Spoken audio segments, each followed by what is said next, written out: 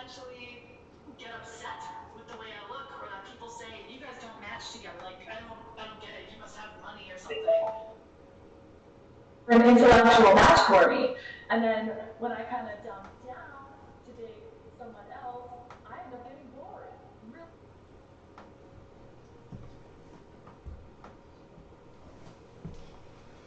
All right, so today we've got some floor rot in this corner here. I'm actually going to put a mask on because it seems like there's also some mold. So it's about a 3-foot section, 3 by 1 foot section. I'm going to try to remove it one way or another. Yeah, that's something I didn't expect to deal with, but also this might open up the floor and let me know what's underneath here. So anyways, I'm going to be listening to some Jordan Peterson podcasts and rocking and rolling on this. Easily. So, yeah. Do I have any hope, Jordan? Can you introduce me to someone? Well, I can't. There's no one I can think of that I can introduce you to, but I've worked with women who have expressed exactly the same issues that you've just expressed. And so the duet issue. Well, let's get back to that issue. We will. But the duet issue was interesting because Michaela and I were discussing it. It was only about a 30-second clip or a minute on TikTok, I believe. And then there were all these duets of women watching this and responding. And I thought, well, that's so cool. You know, you think, well, that's trivial, but it's not. It's not trivial because all of a sudden video has become something that enables a dialogue. And for my entire life, video was a one-way street, right? It was the television station out to the consumer. But now it's a dialogue. And so these technological revolutions are masked by their apparent triviality, but they're not trivial. They're fundamental. They're fundamentally revolutionary. And so we're attending to all these social media forms and trying to master them because they're very sophisticated modes of communication. And if you have casual contempt, so because we've thought through some of the things that you're talking about, you're talking about, intellectual escorts, a rock star, all of that. It's like, well, how about ideas that are advertisements? Yes, Maybe I can teach someone something in 30 seconds. Yeah. So fine. Then there's a 30-second niche on TikTok because is anyone making 1-minute idea videos? And the answer to that is essentially no. Mm-hmm. They're creative, they're and maybe there may be many people that I don't want to see you twerk, but no offense, but I would right. Well, yes. Yeah. I don't want to see that either, definitely. Yeah, I don't know who does. Well, maybe there's a niche. Maybe they're on TikTok. There's undoubtedly a group out there who would like that too much. Because out there is a group that likes anything too much. Let's not service them. That's why I never have their feet in any of my photos. But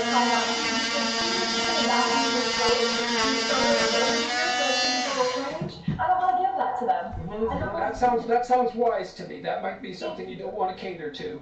Thank you. Okay, I would love to fly through a couple of these quick questions so we'll have it to put together, and then circle back to the questions about the dating stuff. Sure.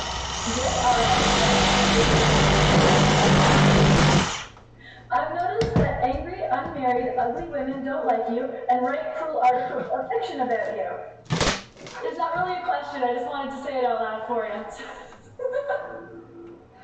Oh, God. Okay. Okay, that's all. Okay, next one. I think that shocked me so badly that you might have to repeat it just so that I'm sure that I got it. Anyway. Okay, no problem. I'll say it again. I've noticed that angry, unmarried, ugly women don't like you and write cruel articles of fiction. I just wanted you to know that. I noticed it. This was not even a question, but I would like you to know that if you want me to fight someone for you, I'll do it. I'm pretty good. That also might be an audience that you don't want to cater to. Fighting on behalf of Jordan Peterson. I was thinking more about the fight video itself. Oh, yeah, I don't want to do that. But I just wanted you to know that I noticed what kind of people consistently write hateful articles about you. I wouldn't want to be their friend anyway, so don't worry. Okay, next question. What's it like having a badass daughter? Well, it's been a lifesaver. Literally? Yes. That's awesome. Cool. Literally. Yeah, Michaela's amazing, and Yeah, well, go Michaela. You know, I mean, it worries me because she's like you in many ways. She's extroverted and enthusiastic and all of those things. And people, it's easy to make, because you're doing many things. You're very curious and maybe somewhat disagreeable, and you need that to be a comedian. Because you have to say things that aren't polite to be a comedian. You have to do that. It's easy to make mistakes, and so I worry about her making mistakes as she's exploring. But you know, you have to make mistakes, and I try to listen to her and talk with her to feel out the landscape. But she seems to be powering along through it, and so hooray for that. nice. Do you ever get nervous with it? I feel like with Yes, my always. sometimes he's like, but it's just like, what are you gonna say? Are you sure? Wouldn't you just want to be an entertainment news host? That'd be so much easier. But there's no No, way. we're nervous all the time, like in a constant state of terror because of the scale of the communication and also the vitriolic nature of some of it. You know, every time there's a hit piece of some sort, and Michaela's been featured in a couple of those now. Again, by a woman that's, I looked up, I do it instantly. When I see someone write something negative about people that I think are awesome, I Google right away who the reporter is. I want to see what they post. I want to see their photo. I want to see what their bio is. And 9 times out of 10, it is exactly what I want, or exactly what I assumed. And one time, it's an empty bubble, and there's nothing in it, and it's a fake person writing it. So they're either a coward or they're an asshole, and I don't respect their opinions anyway. So I hope that you guys can take that into consideration when you read this stuff about you. This is something else that's happened. This is something else that's happened recently that's sort of flipped the power balance with regards to new media. Because before, when I was younger, it was all top down. But now you can do exactly what you just said. So if a journalist writes an article, you can do an investigation into the journalist. And people absolutely do that. And the younger they are, the more likely they are to do that because they're at a much more equal place with regards to their access to communication technology. And so it's increasingly the case that if it's harder and harder to do things top down. It's harder and harder, and that's all to the good, I think. I think it's great. I think it's fantastic. There's a level of accountability to it that we might not have had before the internet and the services before this. So I like it. Again, I'll fight for you guys. Don't worry. Okay, this is like a very, very important question. You mentioned Harry Potter in the new book. I, as a Potterhead, got very, very excited. I also have a Marauders map on my wall because I love it, and I also solemnly swear I'm up to no good. If you were a character in Harry Potter, who would you be?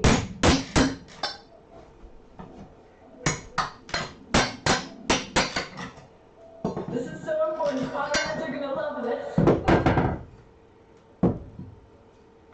Well, I have a certain affinity for Snape. I can totally see that. I can totally see that. Okay, you Snape it up.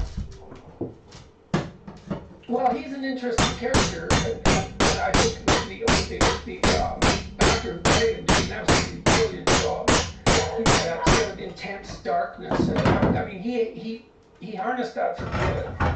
And my experience with men in particular is that the best men I ever knew were those who could have been the worst, who decided not to be. Yes! And it's unwittingly the case, and they're very respectful. You respect people like that instantly as soon as you meet them. You think, don't cross him. You know that, but They use their powers for good. right, that's exactly Yeah, it. I love that. That's a good answer. Okay, who do you think is the most important character in Harry Potter? I think we might disagree on this, so that's why I'm setting this question up.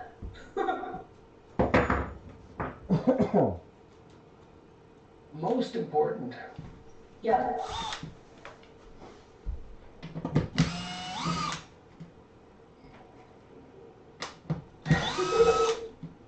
I love that you're stumped on this.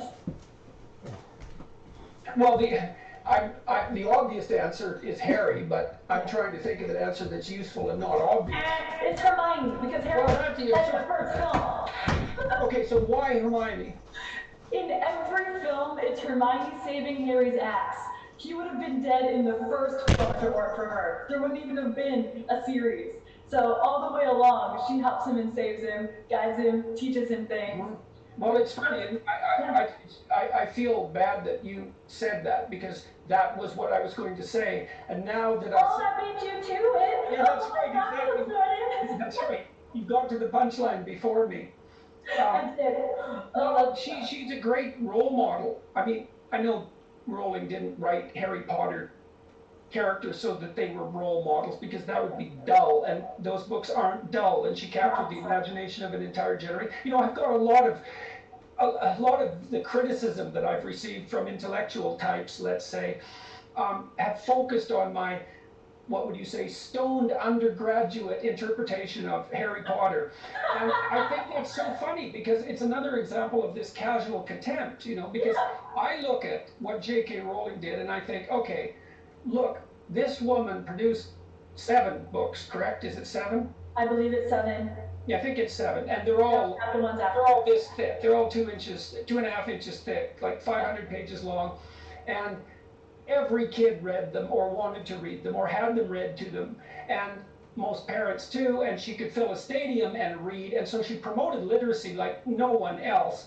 She dominated the popular culture for 10 years. She produced a movie enterprise that produced billions of dollars worth of value, and the movies were of very high quality and entranced a whole other audience. And it's absolutely, and she was a single parent, if I remember correctly, who was unemployed. It's like, it's a Cinderella story, and a real Cinderella story, and it's a magical story, and it had this immense cultural impact. And people think that the people who look at my analysis of that and criticize it, not for its content, but for me merely doing it, are so blind to the importance of that they don't notice that they're missing a mystery. It's like, why did this happen? Why did what she do work so well? And it's because her mythological imagination is perfect.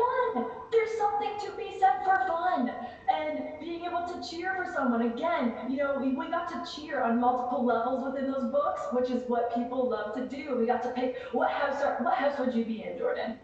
Do you know what house you would be? Well, it'd have to be Slytherin, wouldn't it? I think you'd be a Slytherin. I have a feeling that we would still be friends. I think what would happen is that I'd get the sorting hat put on me, and that's what it would suggest, and I'd refuse it, perhaps. To go where? To go where? To Slytherin. Okay, you go to Slytherin. I've done the tests. I'm half Slytherin, half Gryffindor, so I think I have to talk to the hat as well. Because I can go the dark side. I'm very cunning in that way, but I prefer to be the happy hero. So we get to cheer for what house we're in. We get to cheer for Harry. We get to cheer for good versus evil. There's so much that we get to cheer for with the little kids. When the younger grades start coming up, we get to cheer for them when they fight back against the bad guys. There's so much to cheer for that it just sets you on fire. It makes all the underdogs rise. And for intellectuals to not be able to see that so quickly, to me, goes back to intellectuals overthinking, which I know is what intellectuals do, but it's the contempt. It's the refusal to even think about it. You should think about it, because because something happened, and she put her finger on something. Instead of think about it, maybe they should feel about it. Well, maybe. Yeah, there's my thoughts. Oh, Harry Potter, people are gonna love that clip. Okay, almost done, sir. I got your daughter in there. Oh, here comes some real question. Okay, we have an intellectual one. Do you think Canada's in trouble? I'm also from Canada. I'm from Hamilton originally, and then Toronto for most of my life. Do you think Canada's in political trouble right now? No, not really. Things were way more unstable when the two separatist uprisings, let's say, occurred. I mean, the country could have easily been torn apart both times. It was very, very, very close, and it was intense. I don't think we're in any more trouble than the West is in trouble. Crisis and opportunity fundamentally, and trouble compared to what? Compared to other countries in the world? No. No. Compared to the historical reality? No. No. So all things considered, things are pretty good. Okay, I like that answer. It makes me happy and I feel like it's correct. Awesome. Okay, now we're gonna go into something else. I have a theory, and I'm gonna read this one because I have to write it down. I have a theory that gender dysmorphia is similar to body dysmorphia in that it only exists because we have something to compare ourselves to. And that young kids wouldn't naturally be comparing themselves to anybody else unless someone called them to do it. And that, you know, by transitioning every little boy who wears a dress into a woman, we're actually killing off what might be the future gay population. Does that make sense to you? That's a bunch of questions. I mean, Yeah, so there was multiple things in there. I can unpack that. well, the Gender first thing, dysmorphia with body dysmorphia. Do you feel it might be similar? I would say that would have been the psychiatric consensus before the recent rise in political correctness. Huh. Cool. I thought I just came up with it, so I like hearing that professionals thought it. Okay, and then do you believe that if kids never heard of it, they wouldn't be doing it? Oh, there's all sorts of examples of psychiatric contagions. So if you read, there's a book called Discovery of the Unconscious, which is a great book. It's a great book, and anybody who's interested in psychoanalytic thought, it's also an extremely interesting book. He documents the rise and the contagious rise and then fall of multiple personality disorder over about 300 years. It cycles. And so what happens is there's a case report. It gets a tremendous amount of attention. Then there's all sorts of case reports. It just emerges and distributes itself everywhere. Then there's hundreds of case reports. And then cynicism about it or criticism of it and skepticism starts to set in. Okay. And then the cases disappear and then the idea vanishes and then it reemerges. And that happens over and over. There are personality types, histrionic, the technical, who seem particularly susceptible to psychiatric contagion. Now, I don't know if that's the case with what's happening right now, but another example of that is that, generally speaking, and I hope I'm still correct in this, if you put a suicide hotline in a town and you start to publicize suicide, the rates go up, not down. The same thing happened with cutting. Yes, Very widespread. Yeah, that's a contagion. Yeah, it happened with eating disorders. So imagine that people have intense emotional troubles of a non-differentiated sort. That's common, no matter what the historical time and place is, let's say. The way that manifests itself is going to be shaped by the current culture and the cultural narrative from culture to culture and within cultures itself. And so there's always this interplay with psychiatric diagnostic categories between the biology and the biological, let's say, pathology that might be associated with an illness and the way that's expressed. The culture shifts and turns that, and there's no doubt that psychiatric ideas can be contagious. And I do believe that that's one of the dangers in disturbing settled ideas of gender.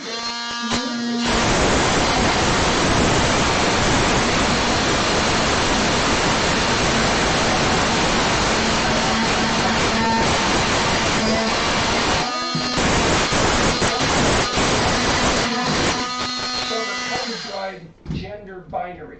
Mm-hmm.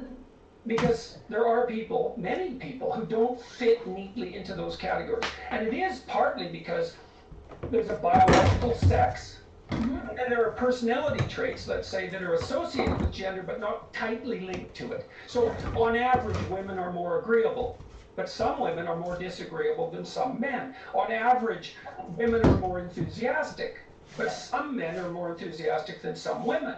And so you can have a man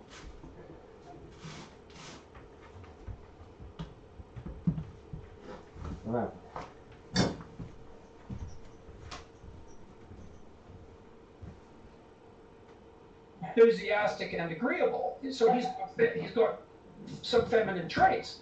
And the binary distinction is harder on some people. Fine, fair enough, true enough. The question is, what happens when you blur the binary? And my suspicion is that you confuse and hurt far more people by destabilizing that than you help. I agree. That's been my observation. I like to stand back, look at what's happening before I form an opinion as much as I possibly can without, getting emotional with the internet, and that's what I've seen happening. So I'd like to go to the next part of that question was, I grew up in dancing and cheerleading, and lots of little boys would love to put on the dresses, and they would run around with the fairy wings, and 100% of those boys have grown up to be gay. And well, probably not 100%. Of the ones I saw in the dancing, they called it that they were gay. But Okay. those ones were gay, and then I would be like, don't say that about them. They're all gay now, and openly gay, happily married, whatever. Now, my thought is that if we're every little boy who's putting on a dress and dancing around and kind of, having those same mannerisms, we're now encouraging them to transition to a woman. Is that killing off our future gay population, for a lack of better words to use? That discussion is being had in the LGBT community. And Definitely. they come up with anything? The discussion continues. It's not an easy discussion to have, because just having it makes you hate it, no matter which side you come down on. And so it's very difficult to have a discussion when no matter what you conclude, you're going to be hated.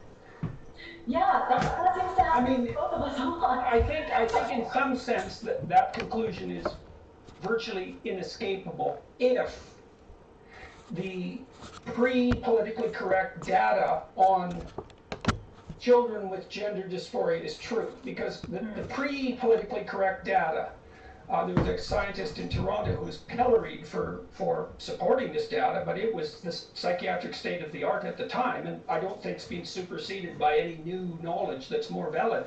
It was 85%, I believe, of children with gender dysphoria accept the biological reality of their body by the time they're 18. And so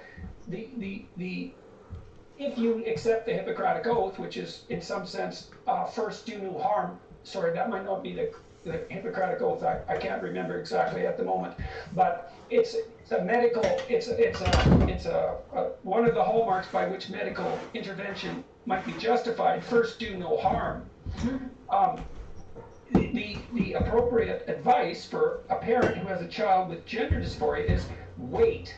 Don't do anything radical when the cost of doing something radical is so high. Wait. Now, the pro-transition opposition to that idea would say, well, it's so damaging if you wait that you're actually hurting the child more than if you went ahead with the radical transition. But I don't think they have the data to back that yourself. What's that? I don't believe they have the data to back that up yet, to say that it's going to be so wildly harmful, because we haven't had the test groups to even conclude that is going to happen in the future, because this is still a newer issue-ish. Does that make sense to you? That's how I stand back and look at it, is we don't have the data yet, guys, so we shouldn't be making big, giant decisions when we just don't have the data yet. And this is a lot of kids. There's a lot of kids that are transitioning now, so it's an yes, well, it's not a trivial matter, the transition. Now, if you can argue that it's not a trivial matter to not transition if that's your destiny and not to do it early, but I don't think, well, the data suggested that 85% of children with gender dysphoria accepted their biological reality by the time they were 18. So, but a substantial proportion of them did end. Sorry, this is the answer to your question. A substantial proportion of them did end up gay. And so, yes, if you're transitioning, the more transitioning children medically, if all of the rest of that is true, then those are children who would have been gay who have now transitioned. Yes, that is. If those other propositions are true, that is what's happening. We're in trouble already, I can feel it, for having this discussion. That happens, it just keeps happening. Do you think, I'm often in trouble for having discussions like this too, but do you think you and I maybe are missing something that we should have, where we should care that people are upset with us for having these conversations? Well, I do care, and it's very difficult for me generally to have these conversations, because I do understand anguish, let's say, that, and I understand why people are motivated to take the positions they take. But there's catastrophe on both sides, and so I weigh the catastrophes and try to pick the route that's less catastrophic. When I don't think that the current theories of identity that are part and parcel of the culture wars are adequate theories of identity. I think they will do the people that adopt them harm. Now they think, well, I'm that person and I don't think it's harming me, and who are you to say? And the answer is, well, I'm a clinical psychologist and I've looked at the literature and I've watched this for a long time, and that's my professional judgment. And it's like, I could be wrong, and your argument is, well, you have your experience, and fair enough, it's your life, but I don't see that it's a good move. I certainly don't believe that the theory of identity that is coherent or adequate. It's neither. It's incoherent and inadequate, and your identity isn't merely what you feel about your sexuality, say, or even your biological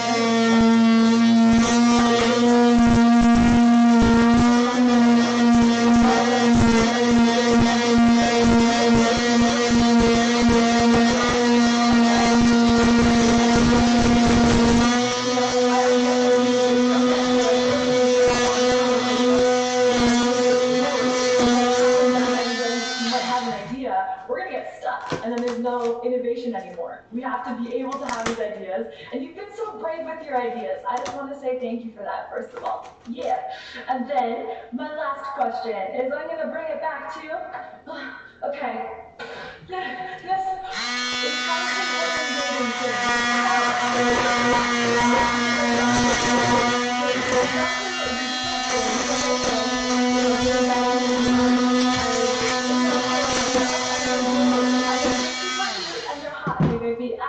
I may do really well with what they do, but I'm bored.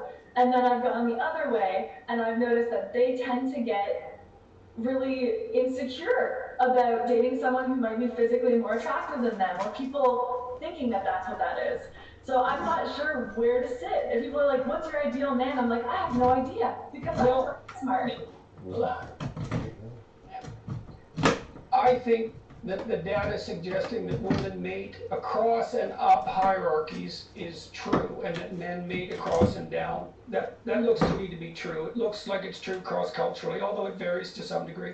And people who are unfamiliar with that idea or doubt it, you could read Buss, the psychologist, B-U-S-S. And he's a credible authority in my estimation. So the problem then comes is that, imagine there's multiple dimensions along which you might evaluate someone's attractiveness. There's personality, there's intelligence, there's athletic prowess, there's socioeconomic status, there's productive capacity, there's creativity, there's lots of dimensions. So then imagine that you're above average on 3 or 4 dimensions.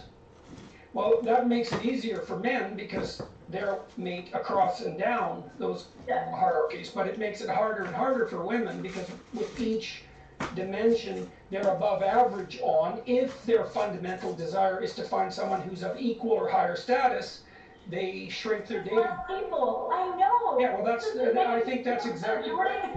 Well, I also think, and I've seen this when I've counseled women who are intelligent, creative, and attractive, and young.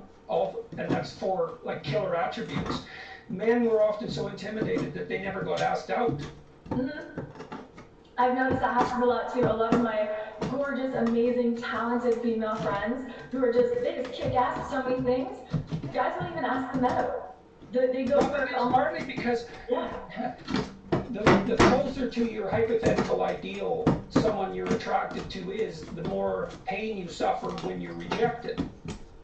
So that's why that happens. And so men are a lot more afraid of women than women think. Especially women that they're attracted to. Well, it's a total rejection, right? It's a really comprehensive rejection.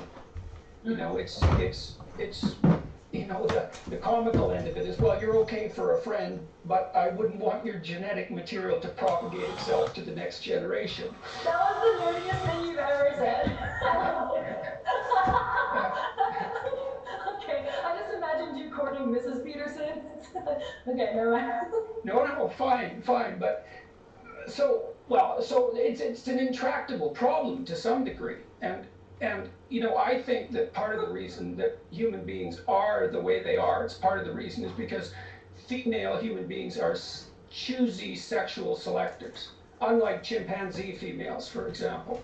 And so we, a fair bit of our evolutionary development across time is a consequence of the high standards that women place on eligible men.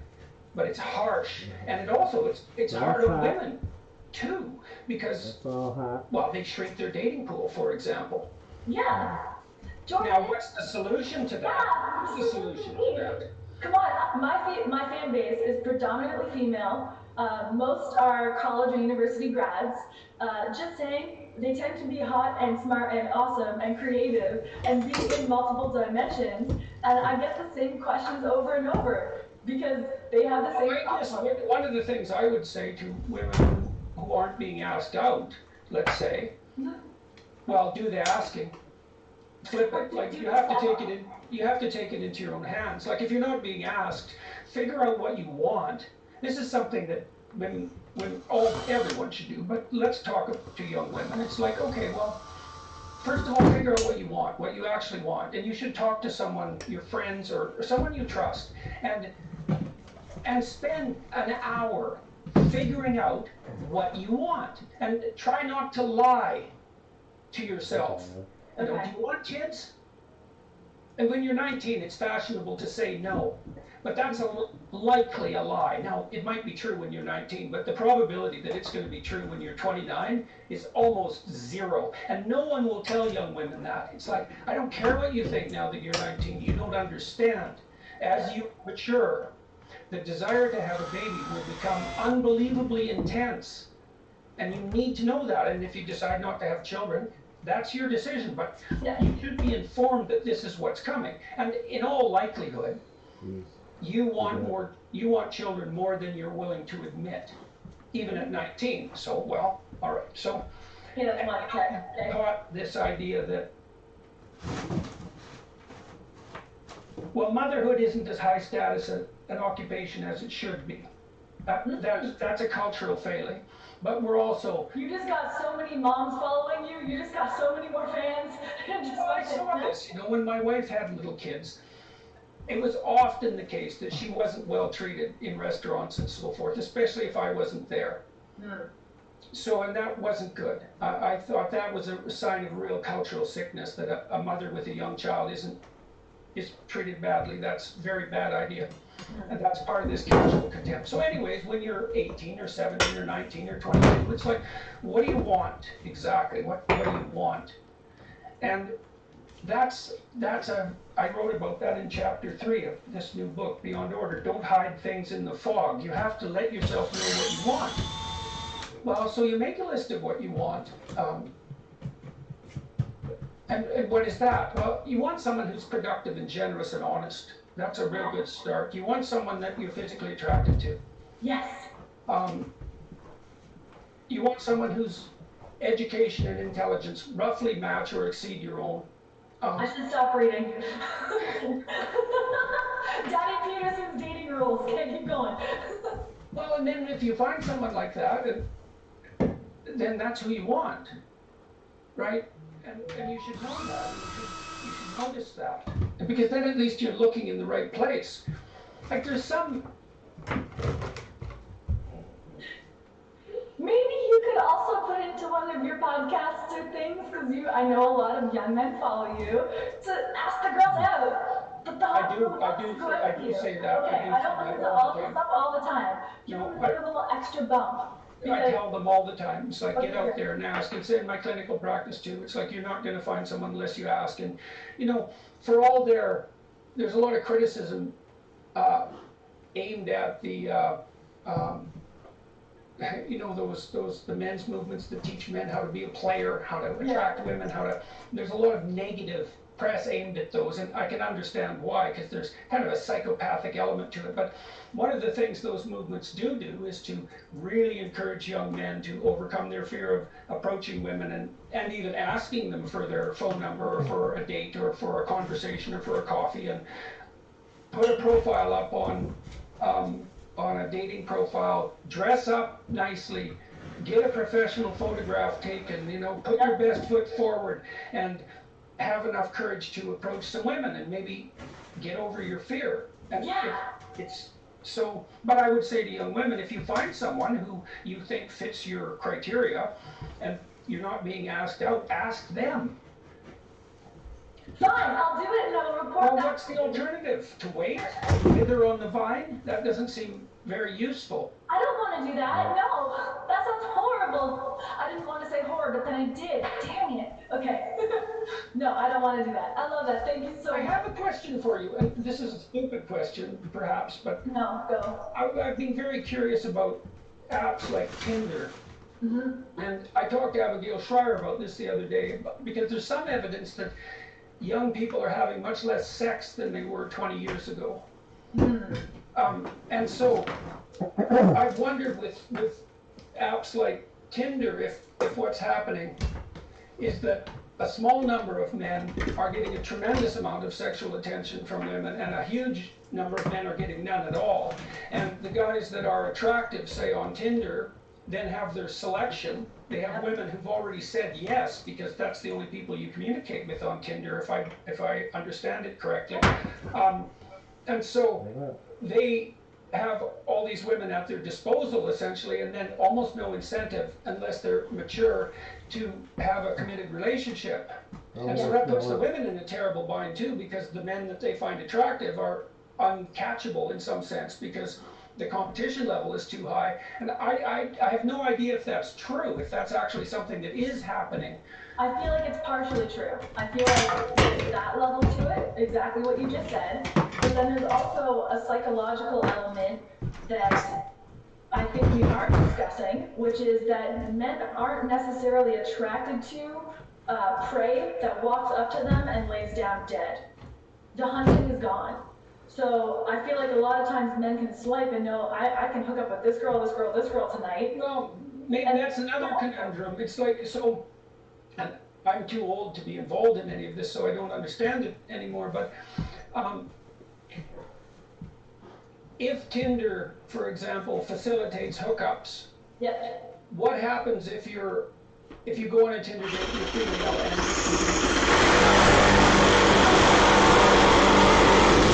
so are you pushed constantly for instant sexual? Tinder is hookup central. That's what you're going on Tinder for. Hinge is more looking for a relationship, sorting, but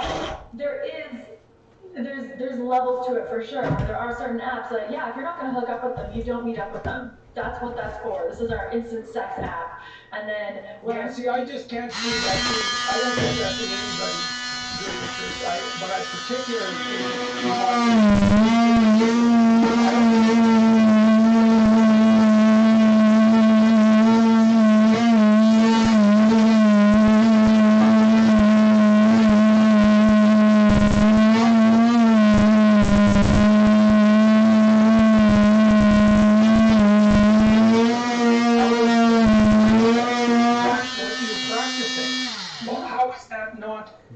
it's shallow, because it's shallow by definition, because it's only the pursuit of hedonistic pleasure decontextualized. You don't know the person, you don't know their story, you're not involved in an ongoing adventure, you're not contributing to one another's lives, you're not dependent on each other, there's no relationship there. So it's just a quick hit. Yep. It's a quick contextless hit. Well, so then what is it? So then is it, if you practice interacting with women, but also with men, if you're a woman, as if they're a source of instant context-free gratification, how are you not training yourself to treat human beings as if they're nothing but instant sources of context-free gratification? And you are, which is the same as the porn addiction, which is why I also feel like men are having less sex, is because they can just go onto any porn site at any time of day, or even Instagram, and see all these porn stars and naked women, get what they wanted out of an interaction with a woman, do it themselves, and then they have no reason to go on a date. They're going off. They don't care. And this is what I feel like myself and so many women I talk to have been sorting through is a lot of these guys are already getting what they think they need. So when I might date a guy, I'll look at his Instagram. If he follows tons of porn stars, I don't even bother. That's a, That's wise, I would say. They of course go, that's insecure. Why can't I look at all these girls? Are you insecure? I'm like, no, no. It's so amazing to me that anyone would even think that wasn't a valid thing to do. I can't believe you'd ever get criticized for that. That's, I talked to Theodore Dalrymple. That's not his real name. It's Anthony Stevens, a psychiatrist, and he was